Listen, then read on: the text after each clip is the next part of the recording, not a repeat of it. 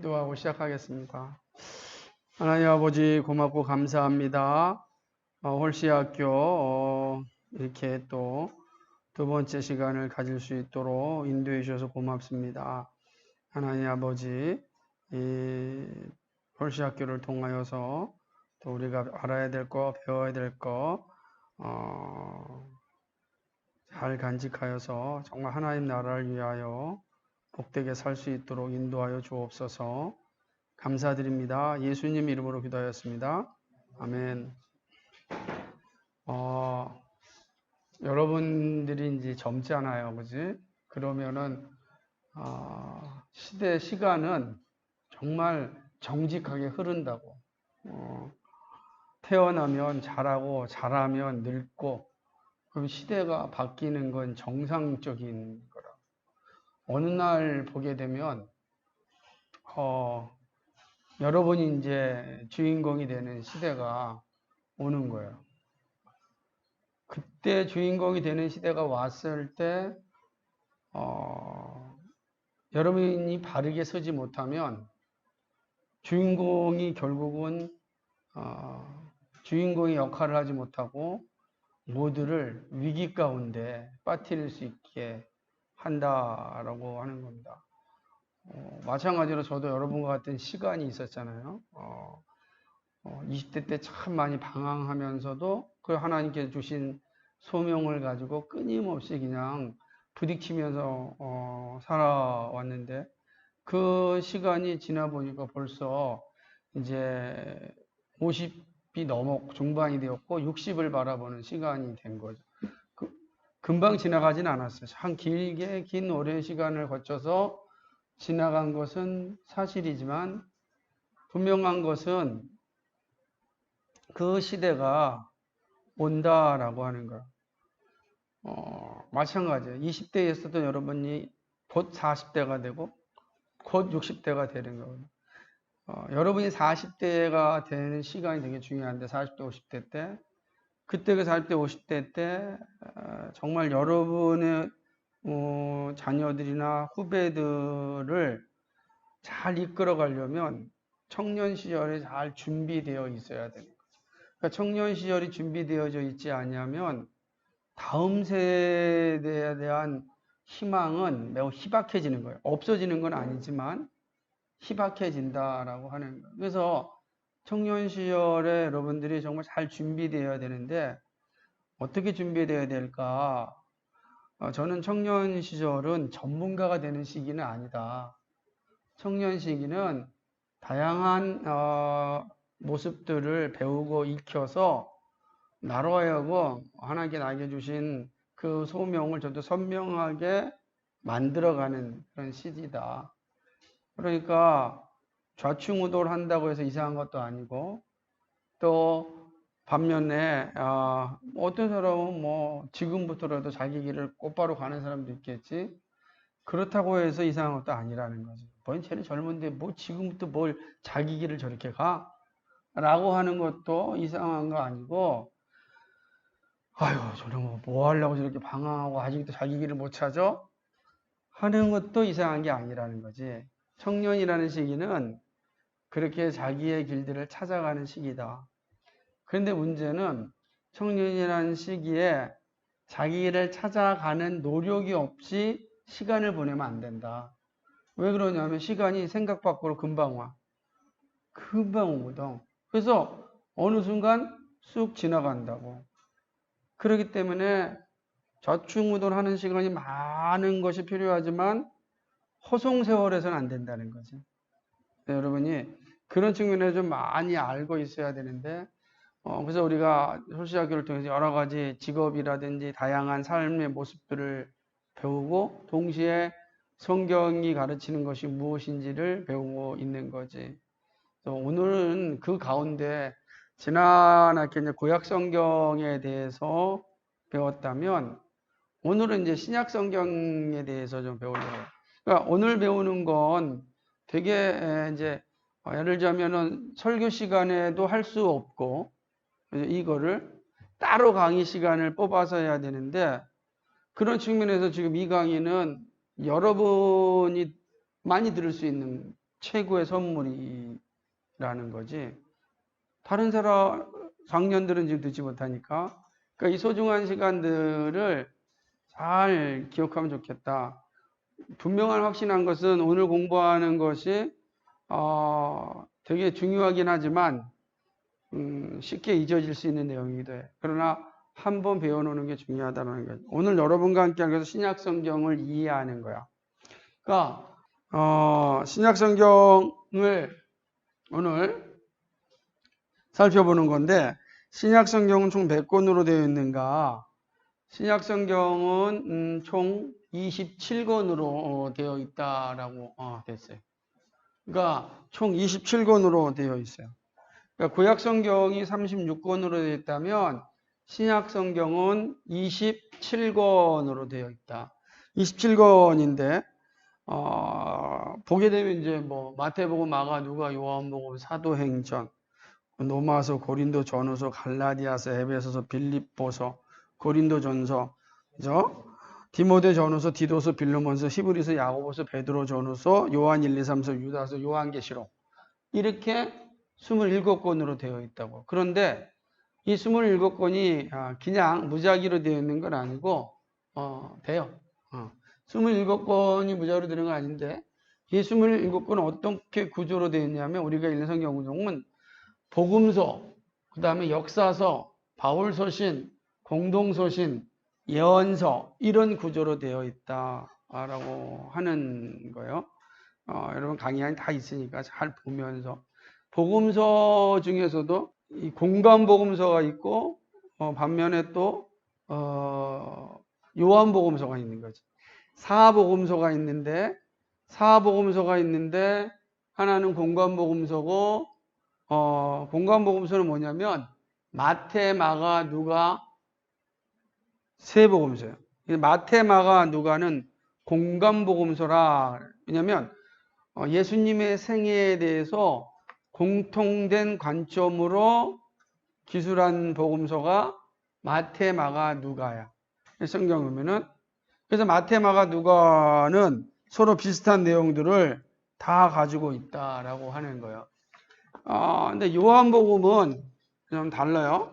요한복음은 공관복음서, 그러니까 마태, 마가, 누가와 다르게 구성되어 있어요. 예수님에 대한 생애가 기록되어져 있지만 구성은 다르게 되어 있다. 이제 자세히 살펴볼 겁니다. 그리고 이제 사도행전은 교회 설립과 선교의 역사에 대한 누가의 기록이에요. 그러니까 누가가 그럼 성경을 몇 개나 썼어요? 그죠? 누가복음이랑 사도행전 2개를 쓴 거지. 그게 잘 보여야지 무조건 아니라고 안 되고. 그러니까 두 가를 썼다. 그러면 누가복음과 사도행전은 연결된 걸까? 연결되지 않을 걸까? 아닌 것 같아? 연결됐어요. 그러니까 지금 승원이가 얘기하는 거랑 제가 다 다르게 얘기하고 있어요. 연결됐어요. 왜냐하면 한 사람이 썼기 때문에 한 사람이 이제 공통된 관점으로 예수님의 생애와 그다음에 교회 설립과 선교 역사에 대한 것을 쭉 썼다. 그래서 우리가 복음서로는 보지만 실질적으로 보게 되면 누가복음을 끝나고 사도행전을 보게 되면은 연결되는 것을 볼 수가 있어요. 성경을 연결되어져 있다. 그리고 이제 바울 서신은 13개인데, 바울 서신은 뭐냐면 사도 바울이 그러니까 이 예루살렘 말고 이스라엘 말고 흩어져 있는 교회에 보낸 서신이에요. 편지. 교회에 보낸 편지에서 로마 교회에다가, 고린도 교회에다가, 갈라디아 교회에다가, 에베소 교회에다가, 빌립보 교회에다가, 골로새 교회에다가, 그 다음에 데살로니가 교회, 그리고 이제 여기는 디모데, 디도서, 빌레몬은 사람에게 보내. 나중에 살펴보겠지만, 그러니까 그런 거 할 때 이제 그 사람이 보낸 걸 일종의 우리가 이제 뭐 목회서신 혹은 옥중서신 이런 표현으로 써요. 어찌됐든 간에 이렇게 바울이 이제 13개의 서신을 썼습니다. 그리고 이제 일반 서신이 있는데 이 전체 교회 보낸 서신이에요. 그래서 보면은 야고보서 쓴 야고보서, 베드로전후서, 요한 1, 2, 3서, 유다서, 히브리서. 이는 바로 이제 이야기하는 것처럼 회람서신이라 그래가지고 전체 교회가 다 돌아보도록 쓴 서신이고, 마지막은 이제 예언서, 요한계시록이에요. 요한계시록은 장차 이루어질 심판과 하나님 나라에 대한 예언이 쓰여져 있는 게 바로 요한계시록이다라고 하는 거예요. 그러니까 신약성경 총 27권인데 이렇게 지금 구성되어져 있다라고 하니까 우리가 지금 그러니까 마태부터 시작해서 요한계시록까지 성경 27권이 기록되어져 있다. 자, 이 신약성경은 어떤 책일까? 신약성경 어떤 책일까? 여러분 교재를 보게 되면 신약성경은 5가지 의미를 가지고 있어요. 첫 번째가 뭐다? 같이 읽어볼까요? 시작. 신약성경은 인류를 구원하시기 위하여 주신 책. 그죠? 그러니까 신약성경은 인류의 구원을 위한 책이다. 두 번째, 신약성경은 교회의 책이다. 그러니까 교회에 준 책이다. 그러니까 교회 밖에 있는 사람에게 준 책은 아니죠. 그렇기 때문에 이 신약성경은 인류의 구원을 위한 책임에도 불구하고 교회 밖에 있는 사람한테는 이 신약성경이 구원의 책으로 받아들이지 않는다는 거지. 교회의 책이다라고 하는 거예요. 또 세 번째는 뭡니까? 신약성경은 성령의 감동으로 쓰여진 하나님의 말씀. 그러니까 성경은 책이지만 하나님의 말씀이다 라고 하는 거예요. 네 번째, 신약성경은 여러 편지들의 모음. 그러니까 신약성경에 보면 아까 바울서신이라든지 공동서신이라든지 편지 이 편지들이 쓰여진 모음이 바로 신약성경이다. 자, 5번째가 중요해요. 가시겠습니다. 시작.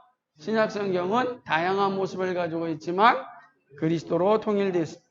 자, 이게 뭐냐면 이겁니다. 신약성경은 다양성과 통일성을 가지고 있다. 자, 기억하셔야 돼요.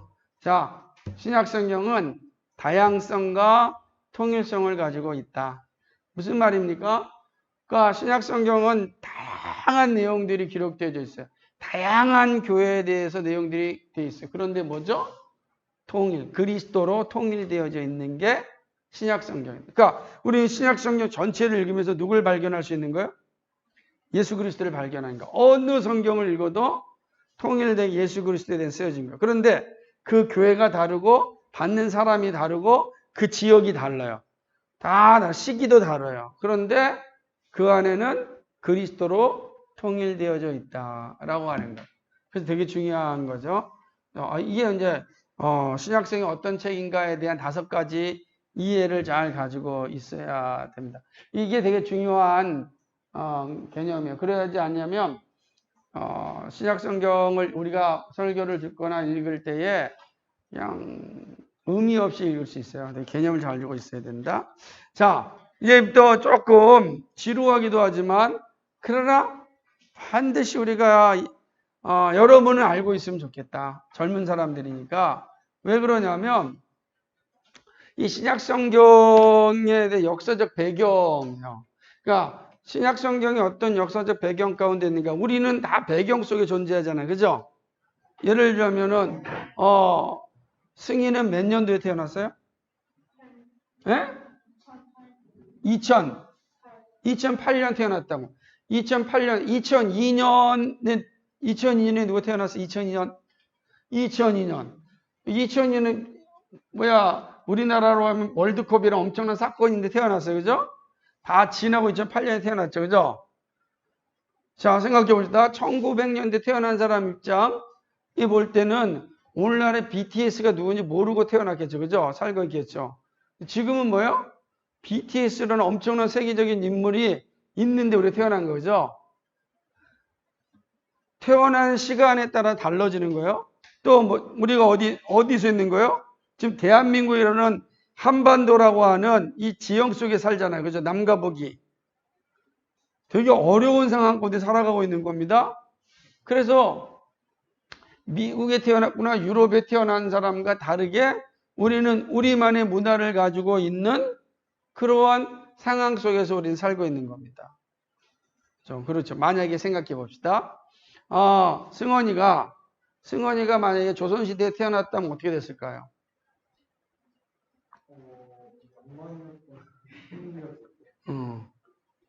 그래서 양반이었거나 평민이었겠죠? 그 생각해 보세요. 양반이었거나 평민이었다라는 생각 자체가 지금 우리 시대엔 통용되는 용어예요? 안 그렇잖아요. 그러니까 우리는 그런 존재하지 않은데 그 시대에 태어나면은 그 시대에는 당연히 양반이나 평민 가운데 하나가 될 수밖에 없는 구조가 되는 거예요. 그렇게 되겠죠. 자연스럽게 유교적 세계관을 가지고 살겠죠. 그죠? 아침마다 어떻게 살아야 되는지 배우겠죠. 어른을 어떻게 모셔야 된다는지. 근데 우리는 그런 시대에 살고 있지 않죠? 그러니까 그렇기 때문에 그 시대에 쓰여진 그 시대의 역사적 상황을 잘 알아야만 어떤 것들 책이라든지 어떤 상황을 이해할 때 되게 중요하다.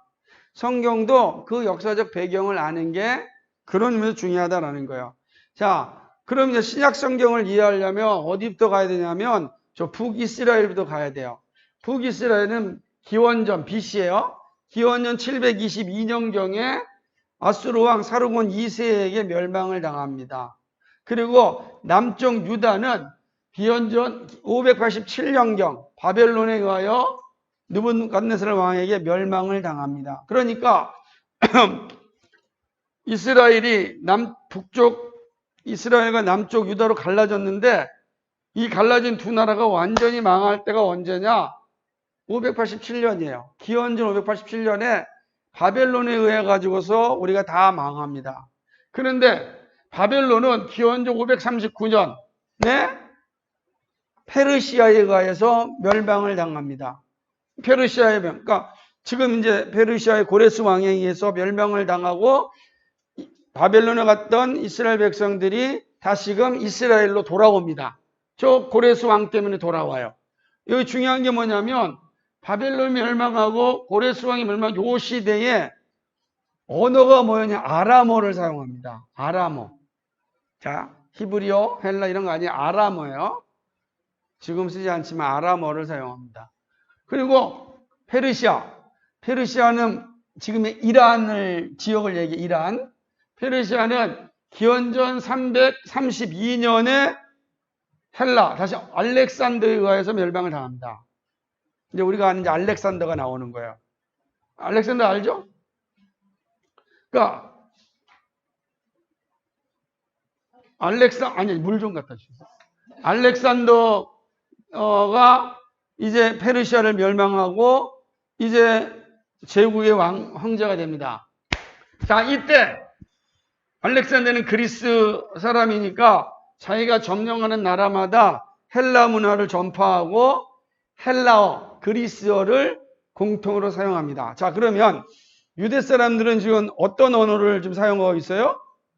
아람어, 그 다음에 헬라어. 그럼 원래 있었던 언어는 히브리어.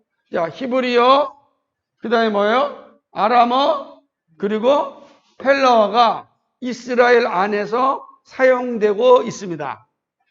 이해되죠? 그런데 여러분 상식적으로 생각해 볼 때 세 언어 중에서 어떤 언어가 대중적인 언어가 되었을 것 같아요? 마지막으로 갈수록 그게 되는 거겠죠? 헬라어가. 자, 알렉산더가 죽은 후에 알렉산더 제국은 4개로 분할이 됩니다. 이 젊은 나이에 죽은 알렉산더가 죽고 난 다음에 4개의 나라로 구분되는데 그 중에서 우리 성경과 관계된 두 제국이 있어요. 그게 뭐냐? 하나는 프톨레미 왕조와 셀루커스 왕조, 이 두 왕조가 우리와 관계되는 거예요. 프톨레미 왕조는 우리가 잘 아는 이집트와 리비아 쪽 지역이고, 이 셀루커스 왕조는 시리아와 페르시아 지역이에요.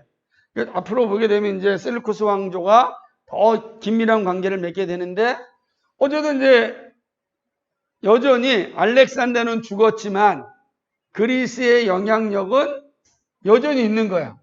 여전히 있어요. 아직까지 있는 거예요. 자, 이게 바로 기원전 322년에서 이제 어디로 가냐면 기원전 200년으로 갑니다. 200년으로 가는 거예요. 기원전 200년에 보게 되면 셀루커스 왕조가 완전히 지배를 합니다. 그렇죠? 지배를 하면서 더 이상 이제 전쟁이라든지 어려움이 없어지고 평안한 시간을 보내게 돼요. 특별히 셀루커스 왕조가 상당히 정책을, 온화한 정책을 썼기 때문에 어렵지 않고 또 당시에 또 헬라 문화를 잘 받아들여서 평안한 시간들을 이제 보내게 되는 것입니다. 특별히 이제 기원전 175년, 25년 후에죠. 안티오코스 4세, 에피파네스인데, 안티오코스 4세가 이때 와서 이제 좀 변화가 오는데, 뭐냐면, 이전에 알렉산더와 같은 마음을 갖게 되는 거예요. 그래서 강력한 헬라 제국과 헬라 문화를 만들자. 그러니까 자기의 선조들인 알렉산더를 따라서 우리가 좀 강력한 헬라 제국, 헬라 문화를 만들자라고 이야기하는 겁니다. 그러니까 이렇게 되니까 이 사람이 강하게 어떤 일을 하려다 보면은 충돌할 수밖에 없잖아요. 그러니까 이 안티오코스는 상당히 강력한 정책을 쓰게 됩니다. 그 가운데 이스라엘과 가장 충돌하는 것이 뭐냐면은 대제사장 오니아스 3세를 파면합니다. 그러니까 원래 대제사장이라는 것은 항종직이고 세습되었어요. 계속 세습되는 거예요. 그런데 이거를 왕이 파면해 버립니다.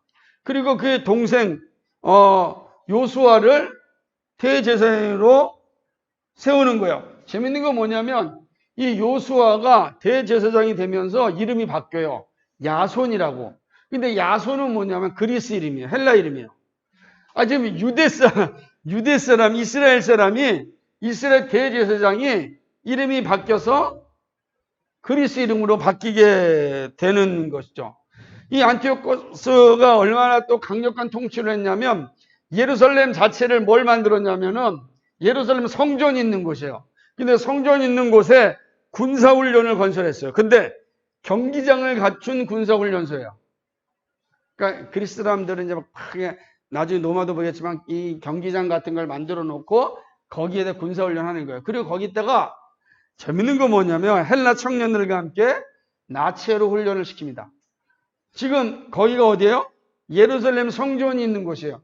하나님의 성전이 있는 곳에서 거기에서 이들이 하는 행위가 이렇게 음란한 행위를 하는 거죠. 그러니까 성전을 완전히 모독하게 되는 것입니다. 그리고 안티오코스는 이렇게 강력하게 통치를 하면서 또 당근과 채찍처럼 당근을 주냐면 만약에 헬라 문화에 동의한다면 헬라 시민권을 주겠다.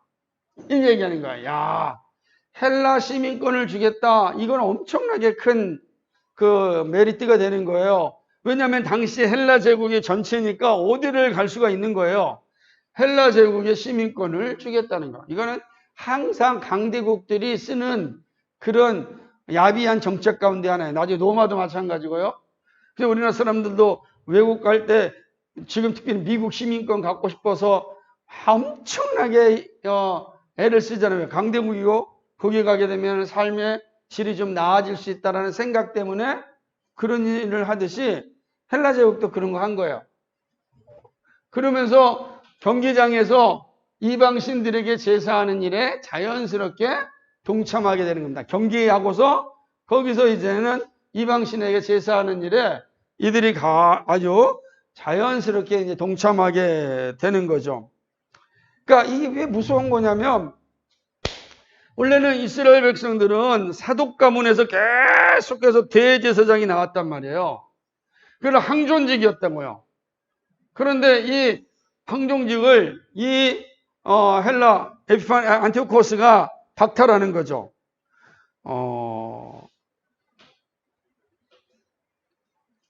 참 끔찍한 일이죠. 그러다 보니까 이제 기원전 171년에는 정치인 마넬리우스를 대제사장으로 임명을 해버리는 거예요. 이제는 아예 정치적 대제사장이 되어버리는 거예요. 그래서 출애굽 이후에 46대 동안 내려오던 전통이 파괴됩니다. 46대 동안 내려온 그 이스라엘의 제사장 전통이 파괴가 돼요. 누구에 의해서? 헬라 제국, 이 안티오코스 4세에 의해서. 이게 되는 겁니다. 자, 이게 뭘 의미하겠습니까? 이거는 말 그대로 이스라엘 안에서의 혼란과 저항을 자연스럽게 불러오게 되는 거죠. 가문의 전통을 끊어버렸으니 가만히 있겠습니까? 자, 우리나라도 마찬가지잖아요. 우리나라도 3.1운동이 일어날 때 강력하게 한 운동이 뭐예요? 아니, 일본 사람들이 와가지고서 창씨 개명하고 황국 식민화하고 그러니까 상투 머리 다 잘라버리고 다 벗게 하고 그러니까 우리의 가지고 있는 전통 문화를 막 강제적으로 파괴하려고 했기 때문에 일어난 거란 말이에요. 저항한 거예요. 그러니까 이스라엘의 강력한 전통이었던 대제사장 전통이 이렇게 강제적으로 짓밟아버리고 파괴하자 드디어 여기에서 저항이 일어납니다. 근데 이 저항이 중앙에서 일어나는 건 아니에요. 왜냐하면 이미 중앙 예루살렘에서는 헬라화에 다 빠졌어요. 헬라 시민권 받았죠?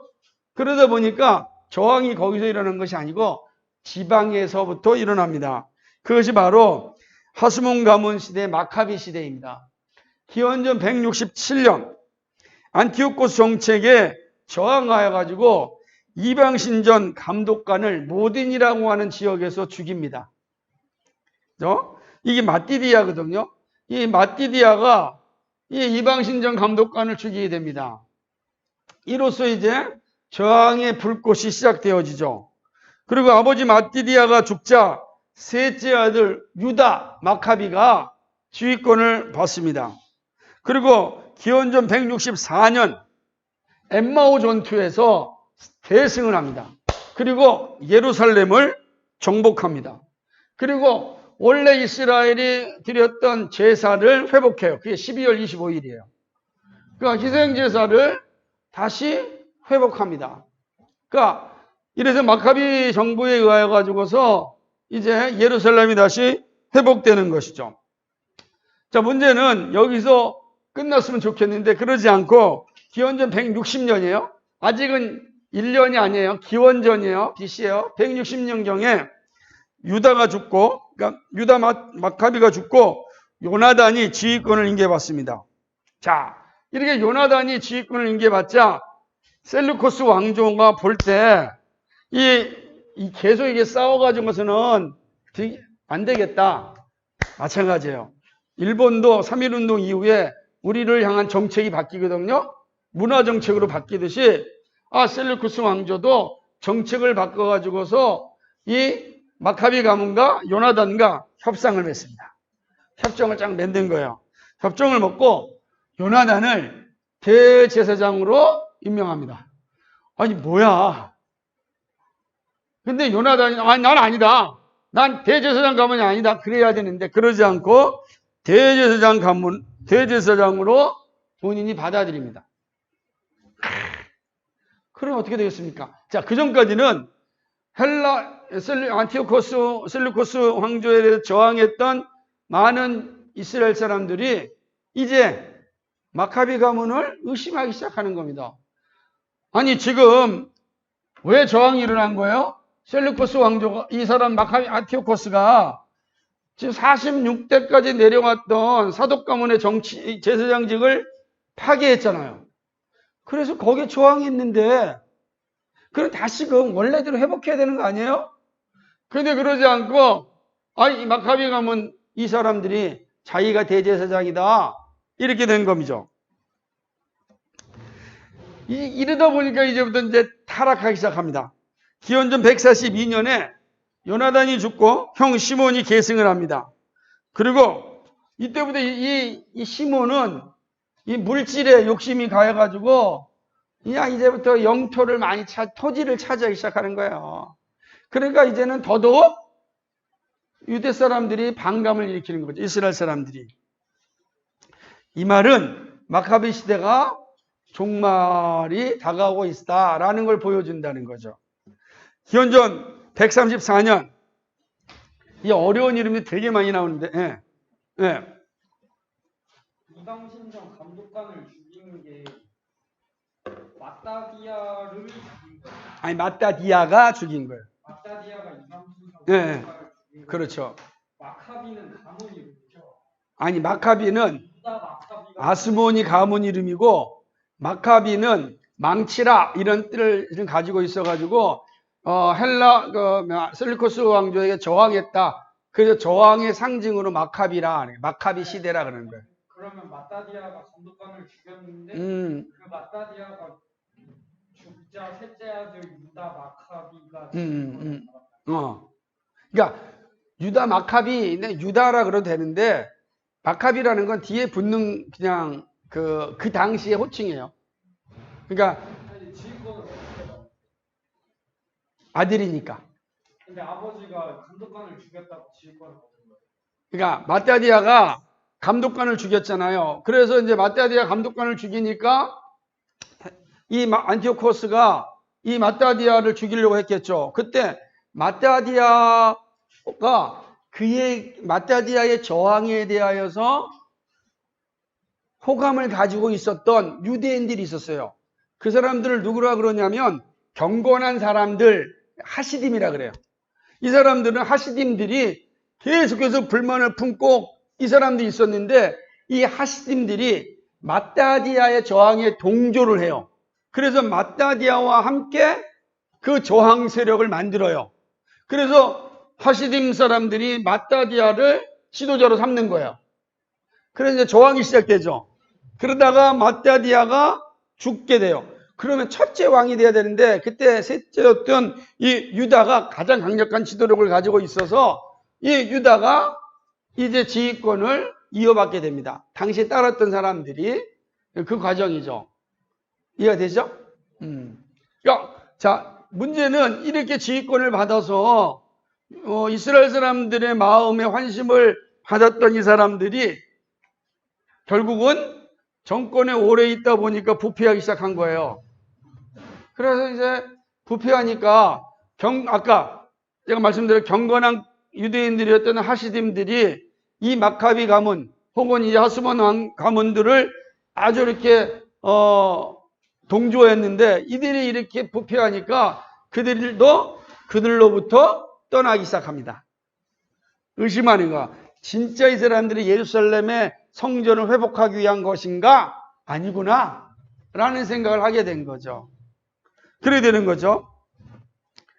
기원전 134년에 이 시몬의 둘째 아들 히르카누스 1세가 지도권을 계승합니다.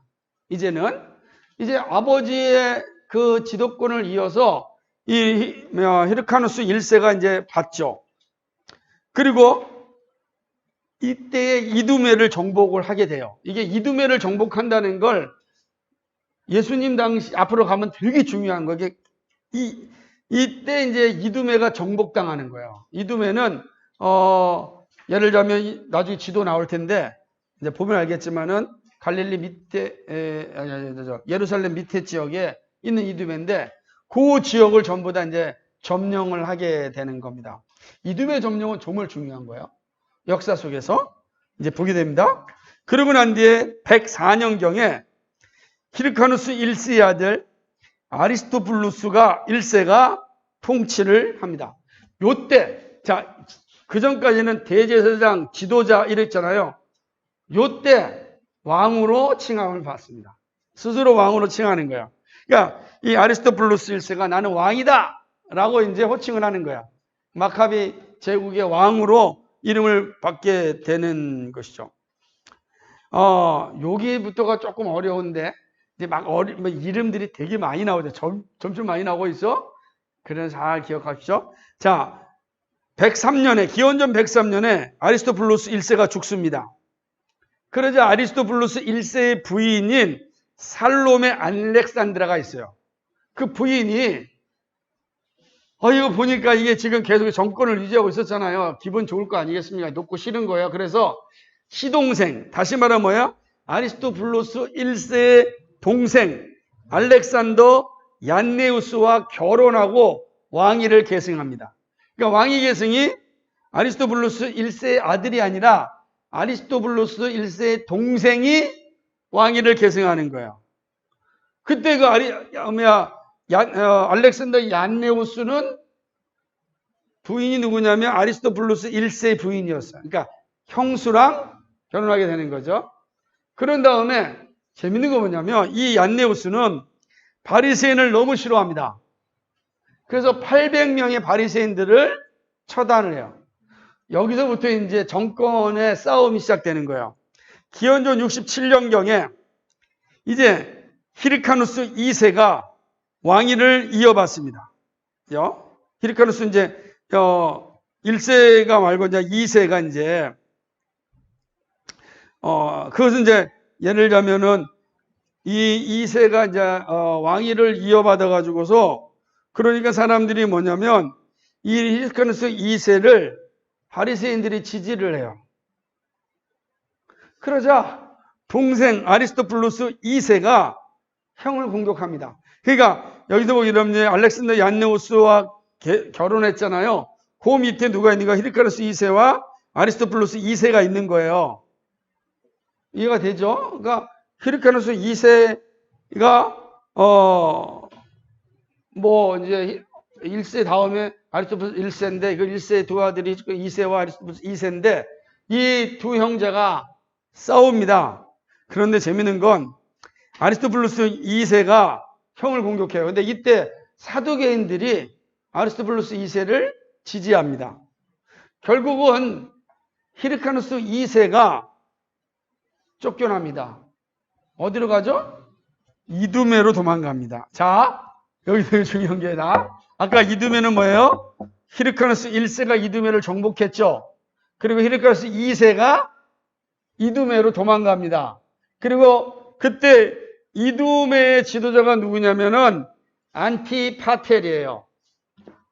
이제 여기까지가 예수님 오기 전까지 매우 중요한 시대가 되는 거예요.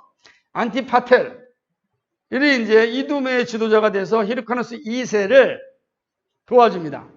자, 그러고 난 뒤에 이제 그리스 제국이 무너지기 시작합니다.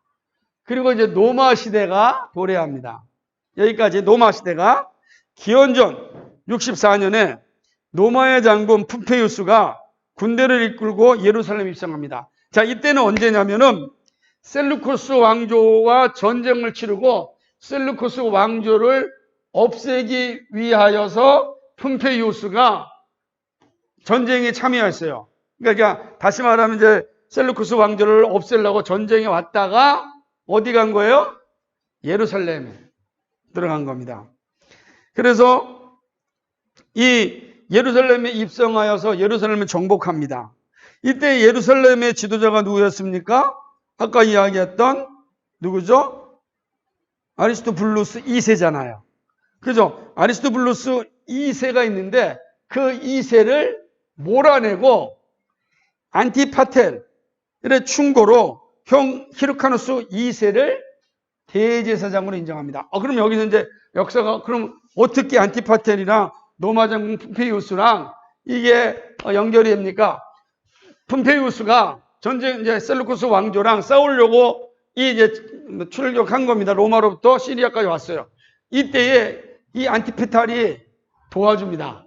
유대인들과 함께 이 푸페이우스를 도와줘서 셀루코스 왕조와 싸우는데 큰 도움을 줍니다. 그러니까 이 푸페이우스는 안티파텔을 좋게 생각한 거죠. 그런 거예요. 그러니까 안티파텔이 이제 그때 푸페이우스가 예루살렘 점령하자 어떻게 할까? 이 지역을 잘 모르니까 그때 안티파텔이 바로 예루살렘 옆에 사니까 얘기합니다. 그 아리스토블루스 2세를 쫓아내시고 히르카누스 2세를 왕으로 세우십시오.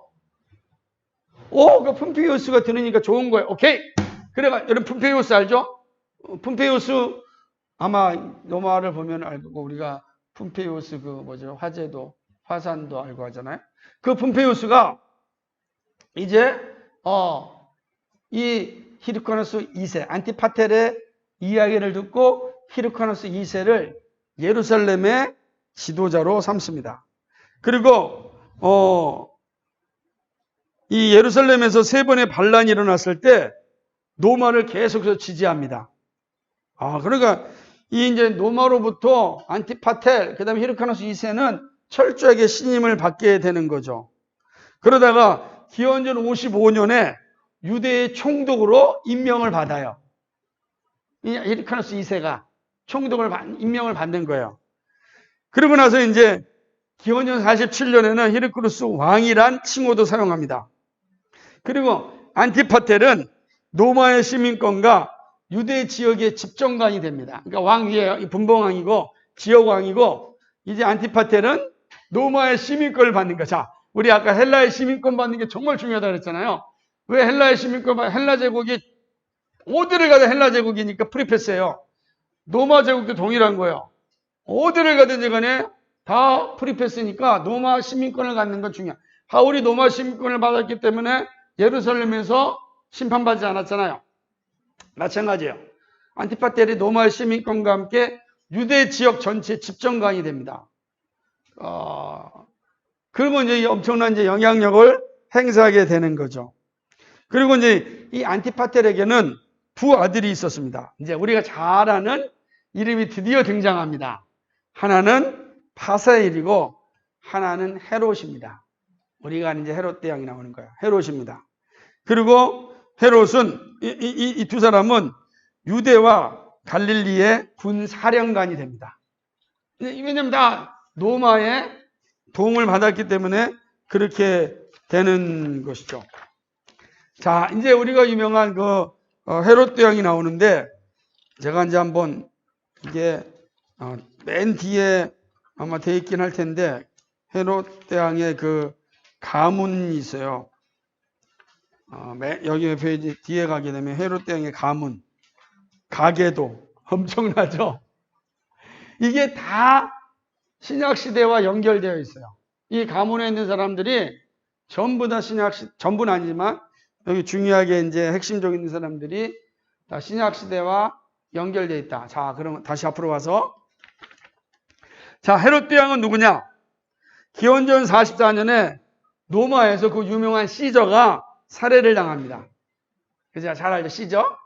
시저가 죽게 돼요. 시저가 죽으니까 로마에서 내분이 일어난 거예요. 난리가 난 거예요. 바로 그때 1년 뒤에 안티파텔이 예루살렘에서 또 살해를 당합니다. 이거 막 로마의 내전이 일어나니까 아무래도 집정관이었던 이 안티파텔도 집중적인 이제 어떤 뭐라 그럴까요? 대상이 되었고 결국 이제 살해가 되는 거죠. 그렇죠? 이제 헤롯이 이 안티파텔의 2 아들 이 싸움에서 이제 이기고 무슨 말이냐면 이제 여기서 조금 오해가 되는데 2 아들과의 싸움이에요. 2 아들 파셀과 헤롯 싸움에서 헤롯이 이제 이기고 정권을 잡습니다. 그리고 로마의 왕인 옥타비누스에 의해서 유대인의 왕으로 인정을 받습니다. 그런데 문제는 기원전 40년에 아리스토플로스 2세의 아들 안티고누스가 반란을 일으키는 거야. 그러니까 파세알과 헤롯이 있었는데, 이 헤롯이 정권을 잡았는데, 이 아리스토블루스 2세가 또 반란을 일으키니까 도망가야 되잖아. 그때 이제 파세엘은 도망가다가 자살해 죽고, 헤롯은 로마로 도망갑니다. 그러니까 로마로 간 게 이제 이 헤롯에게 있어서는 신의 한 수였죠. 로마에 가가지고서 당시에 핵심적인 멤버였던 안토니우스와 옥타비누스와 친분 관계를 맺습니다. 그러니까 성경에 나오는 헤롯 대왕이 지금 예수님 당시에 헤롯 대왕이라 그래요. 왜냐하면 헤롯이 많거든. 그러니까 이제 요때 처음 사람을 헤롯 대왕이라, 성경에도 헤롯 대왕이라 그럴 때는 처음이 안티파텔의 2 아들 파세알과 헤롯, 요 일을 얘기하는 겁니다. 그래서 어디입니까? 여러분의 나중에 이제 나중에 가서 볼게요, 그냥. 그러고 난 뒤에 이제 이 옥타비아누스가 이제 황제가 되잖아요. 그래서 다시 한번 옥타비아누스에 의해서 유대의 왕으로 돌아오게 됩니다. 그러니까 로마에서 이제 관계를 잘 맺었겠죠. 어떻게 돌아옵니까? 기원전 37년에 로마 군대가 예루살렘을 점령합니다. 점령하고 로마의 왕이 되죠. 그러니까 처음부터 끝까지 다 누구의 도움으로 되는 거예요? 로마의 도움으로 되는 거죠. 그러나 헤롯은 자신이 이제 왕이 되었지만 그는 늘 불안한 거예요. 이미 앞에 한번 누구예요? 아리스토블루스 2세의 아들 안티고누스가 반란을 일으켰던 상황이 있었기 때문에 늘 이제 불안한 거예요. 자기의 정권에 대한 불안함이 있어요. 그런데 이 정권을 안정화시키기 위해서 헤롯이 한 일이 뭐냐면 백성들의 마음에 환심을 사는 거예요. 그 환심을 사는 게 뭐냐? 무너진 성전을 건축하는 거예요. 그래서 헤롯 성전, 이제 성경에 나오는 헤롯 성전이 그래서 건축하는 거예요. 그러니까 하나님을 잘 믿고 싶어서 한 것이 아니고 자기 정권을 유지하고 싶어가지고 헤롯 성전을 지킵니다. 언제 졌습니까? 기원전 20년에 착공을 해요. 언제까지요? 기원 후 63년까지. 그러니까 얼마나 오랫동안 이 건축했겠어요. 그러니까 정말 긴 시간을 건축을 해가지고서 자기 정권을 유지하려고 하는 것이죠. 그런데 재밌는 건요, 이렇게 성전을 건축하면서 반면에 유대인들 가운데 존경받는 사람이 나왔다. 그럼 가차없이 사정없이 죽이는 거예요. 그러니까 존경받는 사람들이 나오는 것 자체를 용납하지 않아요. 그러면서 한쪽에 뭐예요? 성전을 져요. 얼마나 이중적인 인간이에요. 오직 자기 정권을 유지하기 위해서 하는 것입니다. 그래서 생각해 보세요. 베들레헴에서 예수님이 태어났다고 하니까 2살 아래의 모든 아이들을 전부 다 죽이잖아요. 그러니까 이런 거 이해가 되시죠? 그러니까 성경에 보면은 예수님이 2살 된 아이들 다 죽이라 그러잖아요. 이 헤롯 대왕이. 왜 죽여야 되냐? 이런 사건 때문에 그런 거예요. 이런 사건 때문에 헤롯은 불안한 거예요. 그러니까 뭐 조그만 대단한 사람이 나타났다 그러면 막 죽이듯이 베들레헴에서 예수님이 태어났을 때 2살 우리가 하나님의 계획이라는 책에서 보았듯이 동방박사들이 그죠? 헤롯에게 들리지 않고 가잖아요. 그때 다 죽이는 사건이 그렇게 일어나는 거 아니겠어요?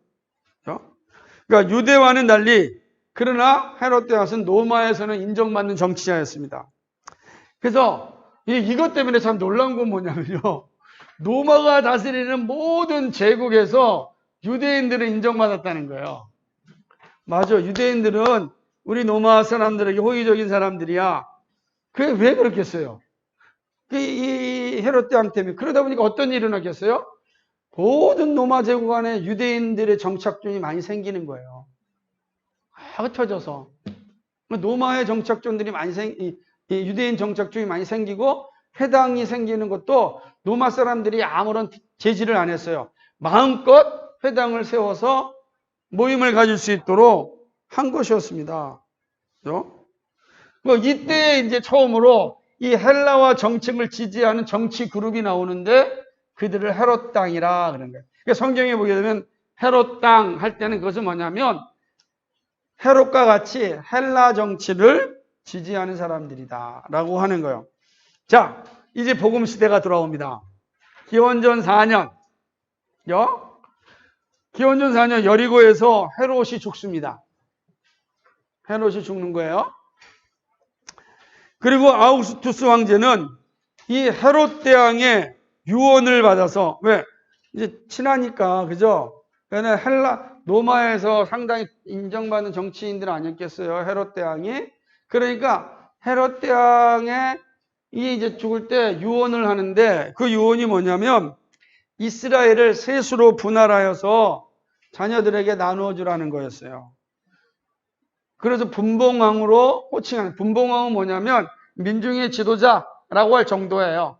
우리가 말하는 건 그 대왕처럼 통치자 개념보다도 각 지역의 지도자로 세워달라. 그 사람이 누굽니까? 아켈라우스. 그죠? 유대, 사마리아, 이두메까지. 이 사람은 6년, 서기 6년까지만 살아요. 이때 나중에 보겠지만 이제 그리고 안티파스, 우리가 안디바라고 하는 성경에는 안디바, 헤롯 안디바라고 하는 이 갈릴리와 베레아 지역이에요. 39년까지. 그리고 빌립, 그죠? 빌립 헤롯이에요. 헤롯 빌립이라 그래요. 헤롯 빌립, 헤롯 안디바, 헤롯 아켈라우스예요. 다 헤롯 가문 사람들이에요. 이 사람은 뭐예요? 이두레와 요단강 건너편까지예요. 그러니까 이 사람은 이제는 빌립 1세입니다. 자, 보겠습니다. 이렇게 이제 헤롯 대왕 이후에 세고 분봉왕은 여러분 지도에 나와 있죠. 이렇게 나눠 있는 거예요. 이렇게 아켈라우스는 유대 사마리아 이두메를 이제 유대 사마리아 이두메를 아켈라우스가 하는 거고 갈릴리와 베레아 지역을 안디바가 하는 것이고 그 다음에 요단강 건너편 여기죠. 이두레 건너편 쪽 있는 거 뭐 여기는 이제 빌립이 땅입니다. 그러니까 저 요단강 건너편 땅이죠. 그러니까 이렇게 유대 지역을 세 개를 분할해서 나눠주게 되는 겁니다. 자, 이제 넘어가서 한번 봅시다. 헤롯 아켈레우스. 이 사람은 왜 중요하냐면 이 아켈레우스는 유대인의 탄원으로 6년 만에 폐위가 돼요. 그러면서 서기 41년까지 여기는 분봉왕이었고 총독이 다스리는 나라가 됩니다. 이때 최초의 총독은 코포니우스예요. 요때 이제 아우구스투스 황제가 죽고 티베리우스가 로마의 2대 황제가 됩니다. 이 티베리우스가 황제가 되면서 어떤 정책을 사용하냐면 원래는 총독을 3년까지 하는 거였어요. 3년. 그런데 이 티베리우스가 와가지고서는 총독을 10년으로 조정한 거예요. 그러니까 3년짜리 총독이 10년짜리 총독이 되는 것이죠. 그리고 티베리우스가 처음 임명한 총독이 뭐냐면 바로 그라투스였어요. 되게 중요합니다. 근데 이 그라투스가 왜 중요하냐면 임기 중 대제사장을 4번이나 바꿉니다. 그리고 18년에 가야바를 대사장에 임명합니다. 가야바가 누구죠? 예수님을 이제 십자가에 못 박히게 했던 사람이 가야바. 그죠? 대사장 가야바. 그러니까 이 사람이 누구에 의해서 발레리우스 그라투스에 의해서 총독이 되는 거예요. 대제사장으로 임명하는 거죠. 그리고 26년에 빌라도가 총독으로 부임합니다. 자, 이게 왜 중요하냐면 세 지역을 나눴는데 유대와 사마리아를 다스렸던 헤롯 아켈라우스가 6년 만에 폐위가 되면서 이 지역에는 로마의 총독이 다스리기 시작하였다. 그러니까 그 유대 사마리아는 누가 사역했던 지역입니까? 예수님이 주 사역했던 지역 아니냐. 그죠? 중요하잖아요. 유대 사마리아 갈릴리 다 마찬가지지만. 근데 바로 이 상황 가운데 총독으로 왜 빌라도가 왔느냐? 이런 역사적 상황 때문에 빌라도가 총독으로 온 거예요. 빌라도가. 그러고 난 뒤에 두 번째는 헤롯 안티파스입니다. 안디바입니다. 이 갈릴리를 상속받아서 평안한 생활을 합니다. 왜냐하면 갈릴리는 모든 땅 중에 가장 좋은 땅이거든요. 비옥한 농지가 있는 것이 갈릴리예요. 갈릴리 호수가 있죠? 땅도 지금도 갈릴리는 최고의 농장지대예요. 그런 거죠. 이 헤롯 안티바는 헤롯 대왕처럼 헬라 문화의 신봉자예요. 얼마나 대단하냐면 22년에 갈릴리 해변에 도시를 만듭니다. 그리고 그 도시 이름을 티베리아라고 이름 지었습니다. 그리고 수도를 디베리아로 정합니다. 지금도 성경에 보면 디베라 바다 그러잖아요. 여기 뒤에 보면 이제 사진이 있어요. 한번 보여주세요. 여기가 바로 그 헤롯 안디바가 건설한 도시. 바로 여기가 지금도 티베리아수예요. 티베리아. 그래서 우리는 성경에 보면 디베라 바다, 게네사렛 호숫가, 갈릴리 호수 다 같은 말이에요. 이게 바로 티베리우스 황제의 다시 한번 사진 한번 그 다음 사진 보겠어요? 이게 갈릴리 바다예요. 이 티베리 호수잖아요. 너무 호수가 크니까 이걸 바다라 이렇게 표현한 거예요. 티베리우스 바다라고 이야기한 거죠. 그 다음 사진 한번 보시겠어요? 예, 여기가 어디냐면 여기가 이 헤롯 안디바가 첫 번째 결혼하였던 나바테 공주예요. 이 나바테 공주가 있던 지금이 어디냐면 그러니까 이 지역이에요. 여기가 이제 옛날에 나바테 공국이 아니었을까라고 하는 겁니다. 요르단 지금 되게 멋있지 않아요? 엄청나요. 저기 어떻게 저렇게 졌을까? 안에다가. 예. 그러니까 여기에 이제 이혼을 하게 되고 이제는 이복형 빌립의 아내와 헤로디아와 결혼하게 됩니다. 빌립 1세의 아내와 결혼하게 되는 거죠. 세례 요한이 이 사건을 비판하잖아요. 그래서 순교당하는 거예요. 요 사건 때문에 그래요.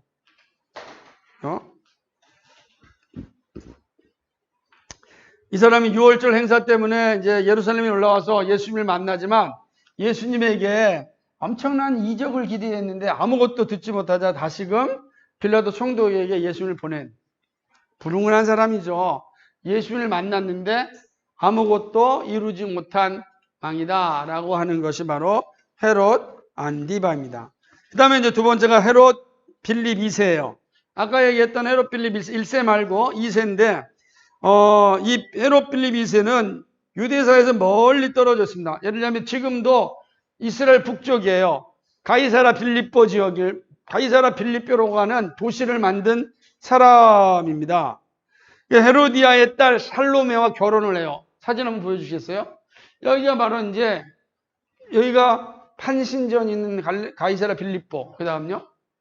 사진을 보게 되면 이 도시를 이게 사진은 작게 나왔는데 이게 엄청나게 크잖아요. 저쪽에 보게 되면 저게 지금의 이스라엘의 트레킹 코스예요. 당시에 가이사라 빌립보 트레킹 코스예요.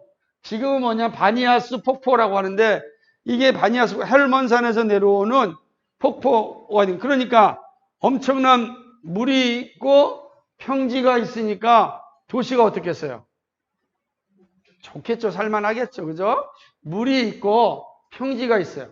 저기 가면은 유채꽃이랑 그리고 백합화가 얼마나 지천에 그냥 팍 깔려있는 이 물 때문에 그렇게 이제 좋은 동네다. 그러니까 여기를 이제 건설하는 거예요. 이 사람이 누구냐? 그래서 세례 요한을 죽였던 헤로디아의 딸 살로메와 결혼을 합니다. 살로 결혼하는 거야. 복잡해요. 근데 어쨌든 그렇게 합니다. 예. 요 지역이 이제 가이사라 빌립보 지역이 되는 거죠. 이렇게 세 명이 유대를 분할 통치하는 거예요. 헤롯 아킬라우스, 헤롯 안디바, 헤롯 빌립 2세. 요 세 사람이 이제 예수님이 돌아가실 때까지 여기서 다스리게 됩니다. 자, 여기까지가 예수님 시대예요. 예수님 시대가 여기까지예요. 그 다음에 이제 어떤 시대가 돼요? 사도 시대로 갑니다. 사도 바울 시대가 어떤 시대냐? 35년입니다. 이제 기원전이 아니에요. 35년에 비텔리우스가 시리아의 주의 총독으로 취임합니다. 그래서 유대 사마리아 지역의 정권을 맡기게 됩니다.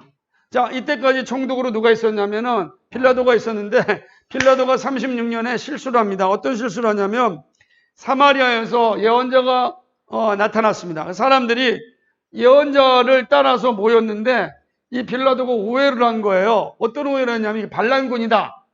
그래가지고서 잡아서 죽인 거예요. 그리고 그 종교 지도자 예언자도 죽인 겁니다. 그러니까 어떻게 되겠습니까? 백성들이 빌라도 반대 운동이 일어나기 시작하는 겁니다. 막 일어나기 시작한 거죠. 그러니까 새로 총독으로 왔었던 이 비텔리우스 입장에서는 얼마나 거꾸로워요. 지금 멀리 왔는데. 그래가지고 빌라도를 로마로 보내버립니다. 빌라도가 어떻게 됐을까? 로마에 가서 잘 몰라요. 두 가지 설이 있습니다. 하나는 스스로 자살했다. 하나는 사형당했다.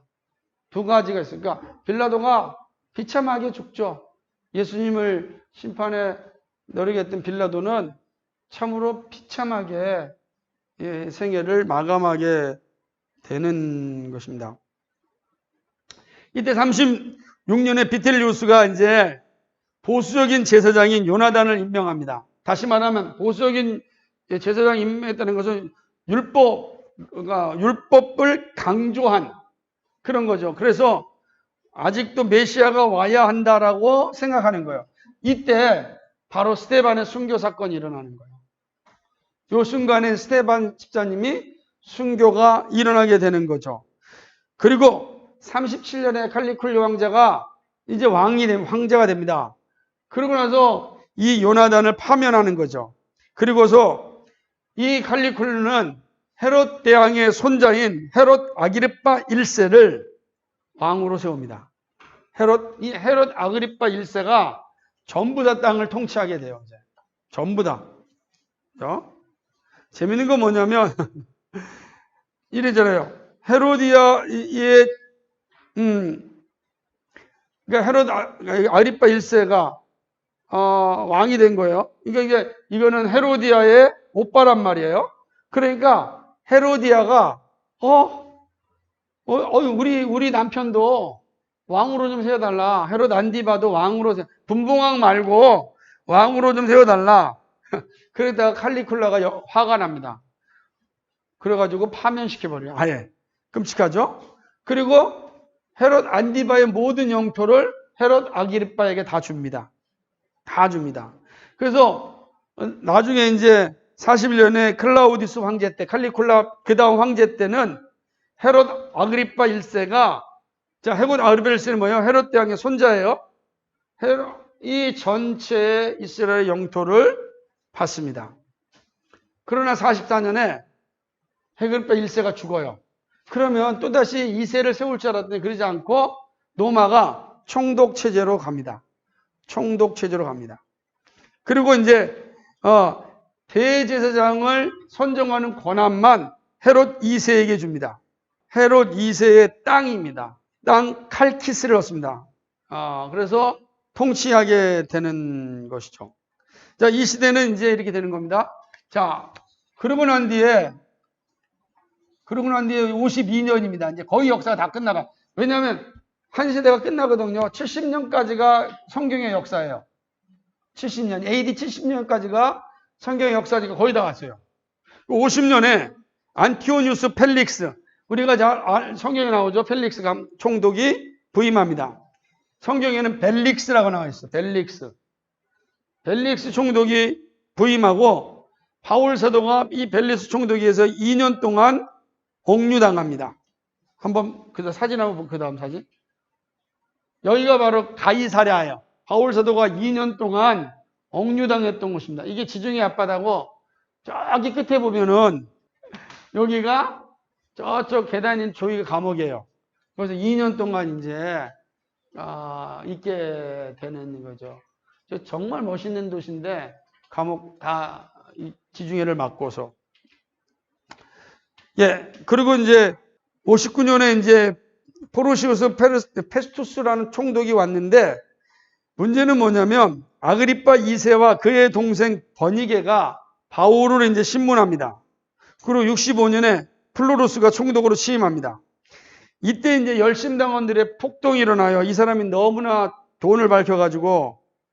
그래서 이게 왜 중요하냐면 그러자 이제 68년에 이 베스파시우스가 이 폭동을 진압하기 위하여 와요. 잘 보세요. 얼마 안 나서 68년에. 그런데 베스파시우스가 와가지고서 폭동을 진압하려고 하는데 시간이 걸리고 있었어요. 그때 마침 로마에서 네로가 이게 로마에 불을 지르고 자살해버리는 거예요. 그러니까 이제 황제가 없으니까 로마에 난리가 난 거 아니에요. 그러니까 그때 유명한 장군 베스파시우스가 회군을 해가지고 로마로 갑니다. 로마로 가서 황제가 되는 거예요. 황제가 됐잖아요. 황제가 됐는데 아직까지 지금 예루살렘에는 누구의 플로루스 때문에 열심당원들이 지금 폭동이 일어났고 난리가 났잖아요. 왜냐하면 이스라엘은 되게 중요하거든요. 이 전쟁 루트에 있어서. 그러니까 그 아들 티투스, 디도 장군을 70년에 보냅니다. 보내가지고서 어떻게 하는가? 예루살렘을 파괴해버립니다. 이때 디도 장군이 와가지고 한 게 뭐냐면 예루살렘에 있는 모든 성전을 지었던 돌들이 있죠. 돌들을 다 빼가지고서 분해해가지고 각 지역으로 다 보내버려요. 다시금 성전을 짓지 못하도록 다 보내버리고 마는 것입니다. 그리고 유대인들, 예루살렘에 있는 유대인들을 타 지역으로 다 보내버리는 거예요. 어떻게 됐겠습니까? 성전 제사가 중지가 됩니다. 대제사장 계급이 사라집니다. 산헤드린, 그죠? 71명이 모여서 이렇게 예배드렸던 산헤드린도 존재하지 않습니다. 그리고 이제는 성전이 없으니까 유대인들이 회당 중심으로 모이게 되는 것입니다. 이 역사적인 겁니다. 자, BC 586년에서 AD 70년까지 왔습니다. 이게 왜냐하면 이런 역사를 여러분이니까 우리가 배울 수 있고 이해할 수 있는 거예요.